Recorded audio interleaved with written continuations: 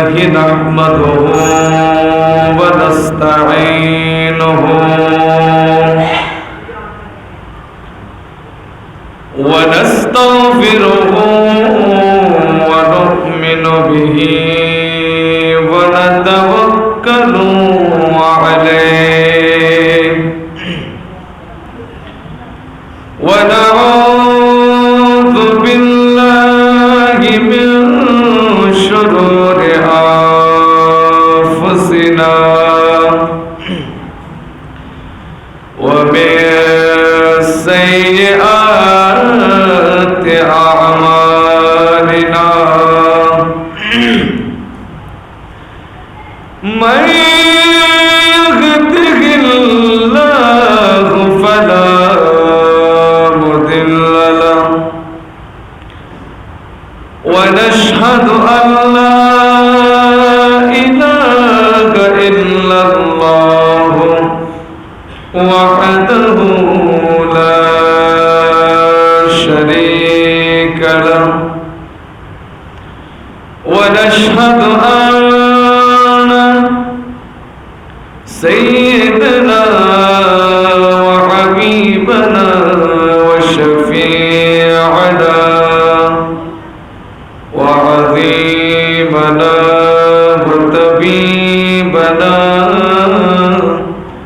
وطبيب قلوبنا محمدا عبده ورسوله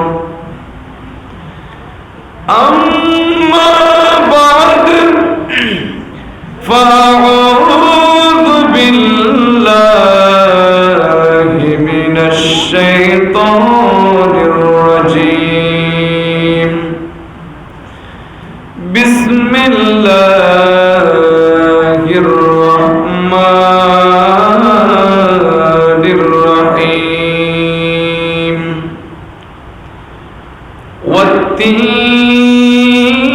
والتين والزيتون وطور سينين وهذا البلد الأمين وقال تعالى مخبرا وآمرا إن الله وملائكته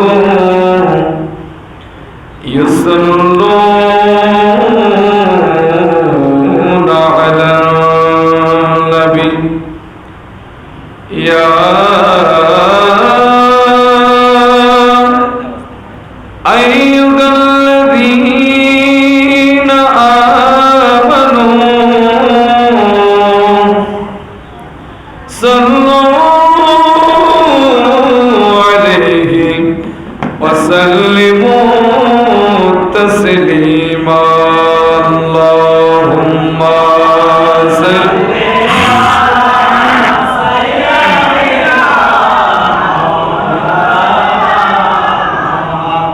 وعلى آل سيدنا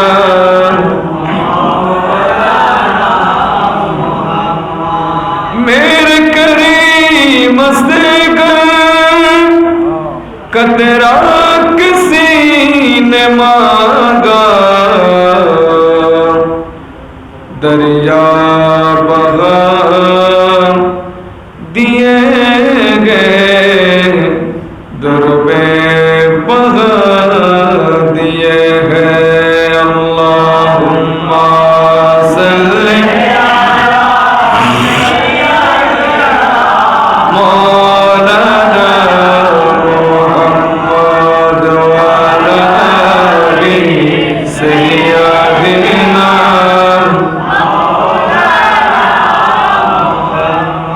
हजर बिथा बेदोना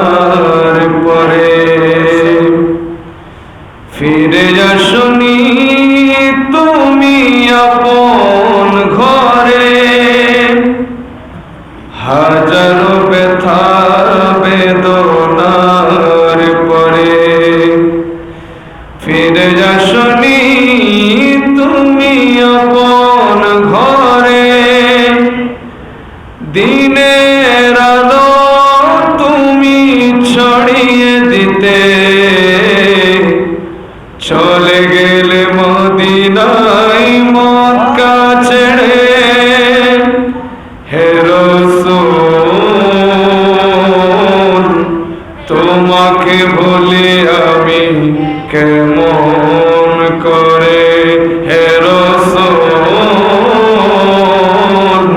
তোমাকে ভুলি আমি কেমন করে। আল্লাহুম্মা সাল্লি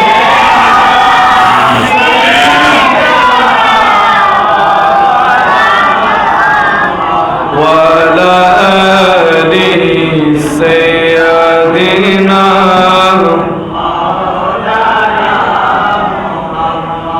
দরুদ শরীফ পড়তে আপনাদের ভালো লাগে? আর মহব্বতের আওয়াজে বলি ভালো লাগে? দরুদ শরীফ পড়লে কি লাভ হয়?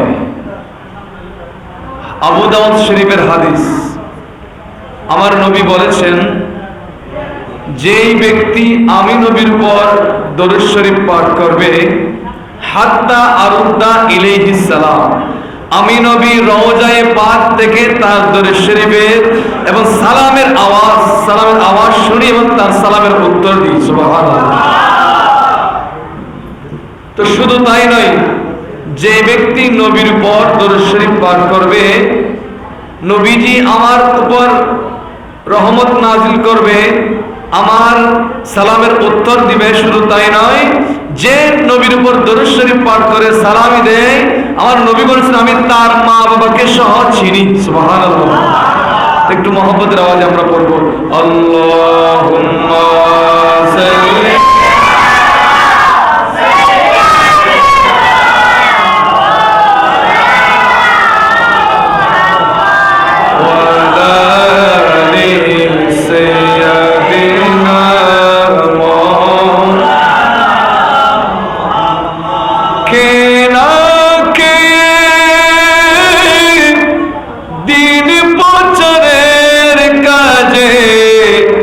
নিজেকে দিয়েছ বিলিয়ে,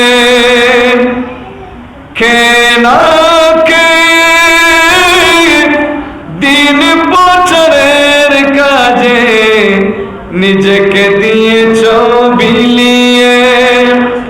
তায়েফের কাফেরেরা চিনল না সে আলো, দুষ্ট ছেলেদের পিছু দিল লিলিয়ে।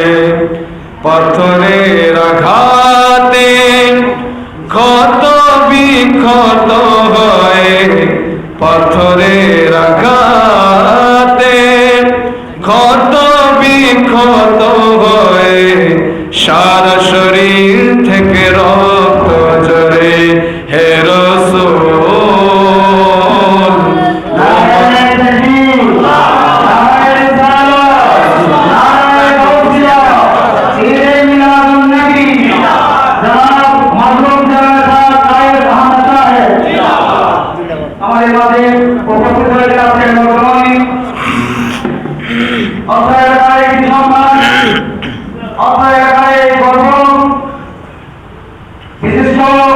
ব্যবসায়ী এবং সমাজসেবক এবং বিশিষ্ট রাজনীতিবিদ, মজলুম জননেতা, সকলের সুপরিচিত জননীত ব্যক্তিত্ব, যিনি আমাদের মাঝে প্রধান অতিথি আসন অলঙ্কৃত করেছেন, হাজী মোহাম্মদ সাহেব। আমরা আমাদের আজকের মাহফিল থেকে হাজী মোহাম্মদ সাহেবকে আমাদের মোবারকবাদ জ্ঞাপন করছি। সবাই বলুন মারহাবা। এবং আমাদের সাথে আমাদের আজকের মাহফিলে উপস্থিত হয়েছেন বিশেষ অতিথি হিসেবে মোহাম্মদ রেজাউল করিম ভাই, আরো উপস্থিত হয়েছেন বিশেষ অতিথি হিসেবে হাজী মোহাম্মদ রাফি ভাই। আমরা সকলের পক্ষ থেকে আজকের মিলাদুন নবী উদযাপন কমিটি এবং অর্থনীতিবাসীর পক্ষ থেকে আমাদের আজকের প্রধান অতিথি হাজী মোহাম্মদ সাহেব ভাই, বিশেষ অতিথি মোহাম্মদ রেজাউল করিম, বিশেষ অতিথি হাজী মোহাম্মদ রাফি এবং আজকের বর্তমানে বিশেষ করে উদ্বোধন মহোদয় মোজাম্মেল হক ভাই সহ সকল আমাদের সকল সদস্যরা অপার পরিশ্রম করে আজকে আমাদের মাহফিল সফল করতে যাচ্ছেন। আল্লাহ তাআলা যেন আমাদের প্রত্যেকের হাজিরকে উপস্থিতিকে তারা সুন্দর করে কল্যাণ মঞ্জুর করে। আমিন। এখন আমাদের সভাপতি তাকরীর পেশ করছেন প্রধান বক্তা হযরত মাওলানা মুহাম্মদ আব্দুল কাদের। এর পূর্বে শুভেচ্ছা বক্তব্য আচ্ছা আমি আপনাদের দ্রুত করছি। আরেকজন আমার ভাই সকলের সুপরিচিত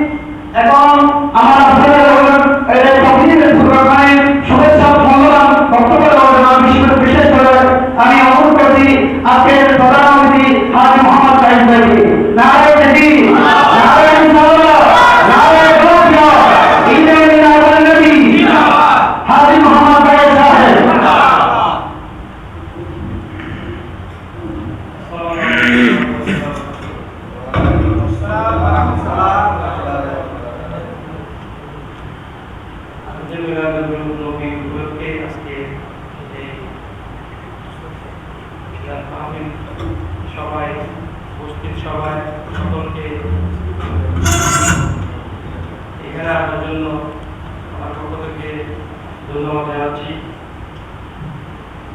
বিশেষ করে এখানে মসজিদের মধ্যে বক্তব্য না দেওয়াই ভালো, আর এটা আমার ঘর, এখানে আগামী থেকে যেন বক্তব্য না দেওয়ার জন্য আমি আপনাদের কমিটি বাড়ি থেকে এখানে বক্তব্য দেওয়ার কিছু নেই।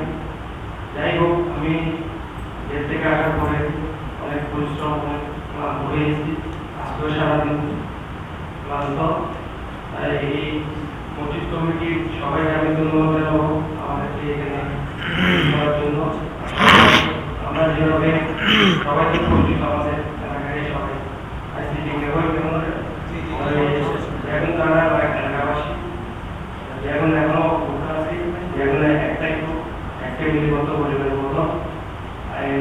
যেভাবে মসজিদ কমিটি আছে, মসজিদ কমিটিও মসজিদের জন্য এখন অবগতভাবে সবাই যেন একজনের সাথে একজন ঝগড়া না হয়। ঝগড়ার জন্য কি হয়, ঘরে ঘরে হিংসে দিতে পারবে, কারণ আপনি এখন পরিবারের মতো দেখছেন। যেখানে আয় বিশেষ বিচার করবেন না, ক্লান্ত আটা জমা করব, আমাদের এখন দিতে হইব।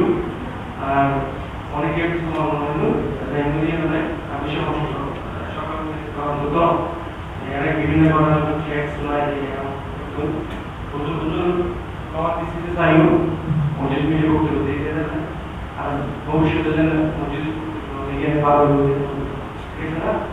যাই হোক, আমাদের দোয়া করবেন, আমরা এখন দোয়া করবেন। আর ঘরের বাসা আসছি আর থাকবো, আর কিছু বলেন নেই, যেগুলো আসসালামু আলাইকুম।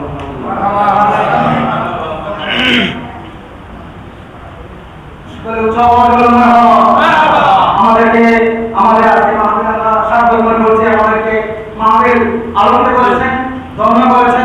এই জন্য আমরা সবাই শেষবারের মতো একবার বলে আলহামদুলিল্লাহ।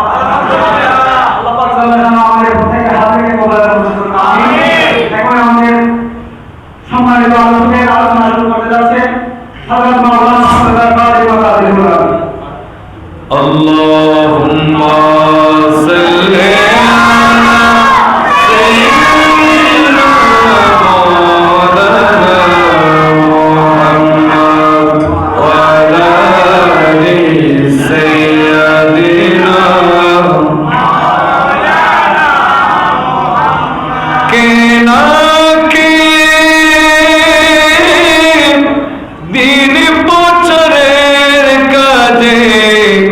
নিজেকে দিয়েছ বিলিয়ে, তায়েফের কাফেরেরা চিনল না সে আলো, দুষ্ট ছেলেদের পিছু দিল ইলিয়ে।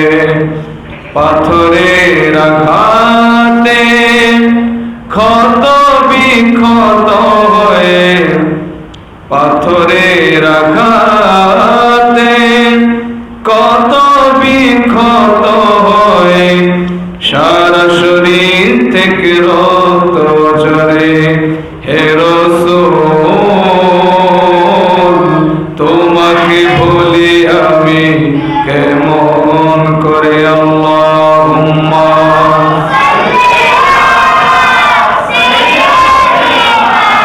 মাওলানা ওয়ালা আলি সাইয়্যিদিনা। চাঁদের চেয়ে সুন্দর তুমি নবী আমার কামলিওয়ালা, চাঁদের চেয়ে সুন্দর তুমি নবী আমার কামলিওয়ালা। দো জাহানের বাদশাহ তুমি, দো জাহানের বাদশাহ তুমি, প্যারা নবী সাল্লাল্লাহু আলাইহি। চাঁদের চেয়ে সুন্দর তুমি নবী আমার কামলিওয়ালা। আল্লাহুম্মা সাল্লি সাইয়্যিদিনা মাওলানা মুহাম্মদ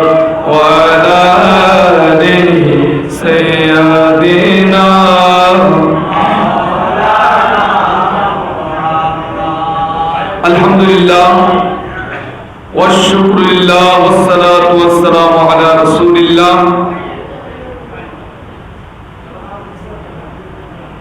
ফিঙ্গলা বাইতুর রিদওয়ান জামে মসজিদ পরিচালনা পরিষদ ও এলাকাবাসীর উদ্যোগে নাসার ভাই অনেক সামনে পবিত্র ঈদ মিলাদুন নবী সাল্লাল্লাহু আলাইহি ওয়াসাল্লাম উপলক্ষে আজিমুল শান নূরানী মিলাদ মাহফিলে উপস্থিত আজকের মাহফিলের যিনি সভাপতিত্ব করছেন ফিঙ্গলা বাইতুর রিদওয়ান জামে মসজিদের সম্মানিত খতিব মুকাররম বিশিষ্ট শায়ের হযরত আল্লামা জনাব মাওলানা গিয়াসউদ্দিন কাদেরী মাদ্দাসিল আলী, আজকের মাহফিলে যিনি প্রধান আলোচক হিসাবে বিশেষ আলোচক হিসাবে উপস্থিত ছিলেন, তাকরীর পেশ করেছিলেন হযরত শেখ মনসুর আউলিয়া জামে মসজিদের সম্মানিত সুযোগ্য খতিব মুকাররম হযরত আল্লামা আবু সুফিয়ান ফারুকী মাদ্দাসিল আলী। আজকের মাহফিলে আরো বিশেষ অতিথি হিসেবে উপস্থিত ছিলেন হযরত শাহজাহান আউলিয়া জামে মসজিদের সম্মানিত খতিব হযরত আল্লামা মাওলানা নূর মোহাম্মদ আল কাদেরী মাদ্দাসিল আলী। আমার বাম পাশে যিনি বসে আছেন ওনার গুণগান না করলে হয় না। 2006 সাল থেকে আমি হুজুরের আজকের আমার বাম পাশে যিনি বসে আছেন আলহাজ হাফেজ মাওলানা মোহাম্মদ বদিউর রহমান আল কাদেরী হুজুর, ওনার আমি ছোট ভাই। তবে ছোট ভাই হলো আমি বড় ভাই হিসাবে ওনাকে সম্মান করতাম, উনি আমাকে স্নেহ করতেন। ওনার সাথে আমি লাগাতার 11 বছর একসাথে খতমে তারাবি আমরা দুইজনে একসাথে পড়েছি আলহামদুলিল্লাহ। আজকে থেকে অনেক বছর আগের থেকে ওনার সাথে আমার পরিচয়, অনেক মহব্বতের মানুষ, শুধু আমার নয় আপনাদের এলাকারও মহব্বতের মানুষ আলহামদুলিল্লাহ। আজকে মাহফিলে পুরাটা হ্যান্ডেল করেছেন উনি অনেক 1 মাস আগের থেকে। আল্লাহ পাক ওনার হায়াতে আমলে রিজিকে বরকত দান করে সকল বলে আমিন। বিশেষ করে ওনার ব্যবসা বাণিজ্যের মধ্যে অত্যন্ত বরকত দান করে সকল বলে আমিন। আজকে যিনি উদ্বোধক ছিলেন আছেন পিঙ্গলা বাইতুর রিদওয়ান জামে মসজিদের সম্মানিত পরিচালনা পরিষদের যিনি সভাপতি আমার ভাই, আমার বদি হুজুরের বামে যিনি বসে আছেন জনাব মোহাম্মদ শেখ মোজাম্মেল হক মাদ্দাসিল আলী। আল্লাহ পাক ওনার হায়াতে বরকত দান করে সকল বলে আমিন। আর আপনারা যারা সামনে উপবিষ্ট মুরব্বী নিজাম, যুবক ভাইয়েরা, স্নেহের আদরের কচি কাঁচা ছোট্ট শিশুরা, মাইকের মাধ্যমে আমার আওয়াজের ধ্বনি যতটুকু যাচ্ছে আমার পর্দানশীল ধার্মিকা মা ও বোনেরা, রাহিমানি ওয়া রাহমাকুমুল্লাহ তাআলা ফিদ দারাইন। আসসালামু আলাইকুম ওয়া রাহমাতুল্লাহি তাআলা ওয়া বারাকাতুহু। ওয়া আলাইকুম আসসালাম। আরেকজন আমার ভাই যার কথা না বললে নয়, আমার বদি হুজুরের যিনি অন্তরঙ্গ বন্ধু, একসাথে ব্যবসা বাণিজ্য করেন, আমার হযরতুল আল্লামা মাওলানা হাফেজ নাসার আহমদ, উনি উপস্থিত আছেন। আল্লাহ পাক আজকের মাহফিলকে রৌনক করে সকল বলে আমিন। আপনারা দীর্ঘক্ষণ ধরে বসে আছেন আমি জানি, তো আমরা বেশিক্ষণ দেরি করব না, 12টা বা 12টার একটু পরে শেষ করে দেব ইনশাআল্লাহ। তা আপনারা আমি যতক্ষণ কথা বলবো একটু ধৈর্য সহকারে শুনবেন, আমরা যেন এখান থেকে কিছু একটা শিখে যেতে পারি আলহামদুলিল্লাহ। তা আমি কোরআন কারীমের সূরাতুত তিন তিলাওয়াত করেছি, সবাই আরেকটু তেলাওয়াত করি। বিসমিল্লাহির রহমানির রহিম। ওয়াত-তিন ওয়াজ-যাইতুন ওয়া তুর সিনিন ওয়া হাযাল বালাদিল আমিন। আল্লাহ রাব্বুল আলামিন শপথ করেছেন আমরা যখন শপথ করি কার নামে শপথ করি? আল্লাহর নামে। সবাই কথা বলতে হবে, কার নামে শপথ করি? আমরা যখন শপথ করি আল্লাহর নামে শপথ করি। আর আল্লাহ যখন শপথ করে কাদের নামে শপথ করে? আল্লাহ যখন নিজে শপথ করে আমাদের সৃষ্টির নামে শপথ করে। বলুন সুবহানাল্লাহ। আল্লাহ রাব্বুল আলামিন শপথ করে বলেছেন ওয়াত্তিন। সুবহানাল্লাহ বলেন। ওয়াত্তিন, তিন ফলের শপথ। সুবহানাল্লাহ। তিন ফল, এটা এমন একটি ফল যারা হজে গিয়েছেন, আমার বলি হুজুর গিয়েছেন, খেয়েছেন। এটা এমন একটি ফল যে ফলটি বাংলাদেশে আছে নাই। এটা আছে কোন দেশে? সৌদি আরবে। কোথায় আছে? সৌদি আরবে। এটা আছে ফিলিস্তিনের মধ্যে। এটা বেশিরভাগ হয় স্পেনের মধ্যে। সুবহানাল্লাহ। তিন ফল এমন একটি ফল, পৃথিবীর মধ্যে এত মজার মজার ফল থাকতে আম আছে, আছে না নাই? মজা কম না বেশি? বেশি। কাঁঠাল অনেক মজার ফল, আম মজার ফল, জাম মজার ফল, আপেল অনেক মজার ফল। পৃথিবীর মধ্যে এত মজার মজার ফল থাকতে আল্লাহ রাব্বুল আলামিন কেন তিন ফলের শপথ করেছেন? তাহলে কোনো কারণ আছে না নাই? আল্লাহকে যদি প্রশ্ন করা হয় রব্বুল আলামিন এত মজার মজার ফল আছে, আপনি কেন অন্য ফলের? চাইলে আপনি কাঁঠালের শপথ করতে পারতেন, চাইলে আমের শপথ করতে পারতেন, চাইলে আপেলের শপথ করতে পারতেন, কিন্তু এতগুলো মজার মজার ফল বাদ দিয়ে আপনি কেন তিন ফলের শপথ করেছেন? আল্লাহ রাব্বুল আলামিন বলেন এই তিন ফল এমন একটি ফল যে ফলের সাথে আমার নবীদের সাথে সম্পর্ক রয়েছে। আর জোরে বলেন সুবহানাল্লাহ। তাহলে একটা ফলের সাথে নবীদের সাথে সম্পর্ক থাকার কারণে আল্লাহর কাছে ওই ফলটা দামি হয়ে গেছে। সুবহানাল্লাহ। শুধু তাই নয়, ওই ফলটা নবীরা কেন খেয়েছেন? ওই ফলের সাথে নবীরা কেন সম্পর্ক রেখেছেন? আমার নবী বলেছেন। কে বলেছেন? আমাদের নবী বলেছেন পৃথিবীর মধ্যে যদি কোন বেহেশতি ফল থেকে থাকে ওই ফলটির নাম হচ্ছে তিন ফল। সুবহানাল্লাহ বলেন। আমরা যখন জান্নাতে যাব, কোথায়? জান্নাতে। জান্নাতে যাব। জান্নাতে যখন আমরা আপেল খাবো, পৃথিবীর মধ্যে যখন আমরা আপেল খাই বিচি আছে না নাই? আছে। কিন্তু জান্নাতে যখন আপেল খাবো ওই আপেলের বিচি থাকবে না। সুবহানাল্লাহ। জান্নাতের মধ্যে যখন আপেল খাবো ওই আপেলের মধ্যে শুধু আপেলের স্বাদ নয়, একটা ফলের মধ্যে সমস্ত ফলের স্বাদ পাওয়া যাবে। সুবহানাল্লাহ। তাহলে আমার নবী বলেছেন পৃথিবীর মধ্যে এমন একটি ফল আছে যে ফলের বিচি নাই। কি নাই? বিচি নাই। ওই ফলটি হচ্ছে তিন ফল। সুবহানাল্লাহ। শুধু তাই নয়, তাফসীরকাররা ব্যাখ্যা করেছেন ইয়া রাসূলুল্লাহ, ইয়া হাবিবাল্লাহ, সাহাবীরা জিজ্ঞেস করলো আপনি কেন তিন ফল বেশি বেশি খান? আমার নবী বলেছেন যে ব্যক্তি তিন ফল ওই ফলটি খাবে, অনেক সময় আমাদের পেটের ভিতরে বালি হয়ে যায়। কি হয়ে যায়? অনেক সময় আমাদের পেটের ভিতরে পাথর জমে যায় কি যায় না?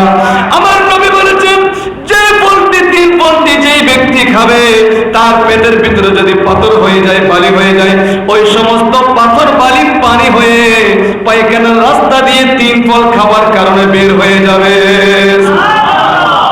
তাহলে আমরা যখন পৃথিবীতে আম খাই, আমের সবকিছু খাওয়া যায়? চামড়া ফেলে দিতে হয়, ঠিক কিনা? আমের বিচিটা ফেলে দিতে হয়। অনুরূপ ভাবে যখন কাঁঠাল খাই কাঁঠালের একটা না একটা ফেলে দিতে হয়, সমস্ত কিছু খাওয়া যায় না। কিন্তু তিন ফল এমন একটি ফল যে ফলের ভিতরে বাহিরে কোনো কিছু ফেলে দিতে হয় না, ভিতরে বাহিরে সমস্ত কিছু খাওয়া যায়। শুধু তাই নয়, তিন ফল এমন একটি ফল যে ফলের সাথে কোরআনের সাথে তুলনা করা হয়েছে। তাফসীরকাররা বলেছেন তিন ফল যেভাবে ভিতরে বাহিরে কোনো কিছু ফেলে দিতে হয় না, ফেলে দেওয়া যায় না, অনুরূপ ভাবে আল্লাহর কোরআনুল কারীম সূরা ফাতিহা থেকে সূরা নাস পর্যন্ত কোনো কিছু একটা আয়াতও বাদ দেওয়া যাবে না। সমস্ত আয়াত আপনাকে আমাকে আমল করতে হবে। আর তো বলেন সুবহানাল্লাহ। তাহলে এখানে আমি নিসবত বোঝাচ্ছি এই সম্পর্ক। তাহলে সম্পর্ক থাকলে কি লাভ হয়? একটা তিন ফল, মাত্র একটা ফল, এই ফল আমার নবী খাওয়ার কারণে, এই ফলটি নবীরা, সমস্ত নবীরা খাওয়ার কারণে আল্লাহর কাছে দামি হয়ে গেছে। সুবহানাল্লাহ। তা আল্লাহকে বলা হলো আপনি 3 ফলে কেন শপথ করেছেন, আরো তো ফল আসিল। তখন আল্লাহ বললেন না, ওই ফলের সাথে আমার বন্ধুদের সাথে সম্পর্ক ছিল। তাহলে আজ এখানে আমার বন্ধুদের সাথে ফল সম্পর্কের কারণে আমি আল্লাহর কাছে দামি হয়ে গেছে। তা আমরা আজকে যারা মিলাদুন নবী সাজিয়ে দিই, কার সাথে সম্পর্ক? নবীর সাথে, বলেন না? তা আমরা নবীর কাছে দামি হব, আল্লাহর কাছে দামি হব, কই হব না বলেন? আর বলে হব কি হব না? এরপরে তারে 3 ফল খেলে পেটের ভিতর থেকে পাথর বের হয়ে যায়, ধুলাবালি বের হয়ে যায়। এরপরে আল্লাহ শপথ করেছেন 3-এর পরে কি শপথ করেছেন বলেন? 3-এর পরে কি? ওয়াজ-যাইতুন। সুবহান বলেন। ওয়াজ-যাইতুন।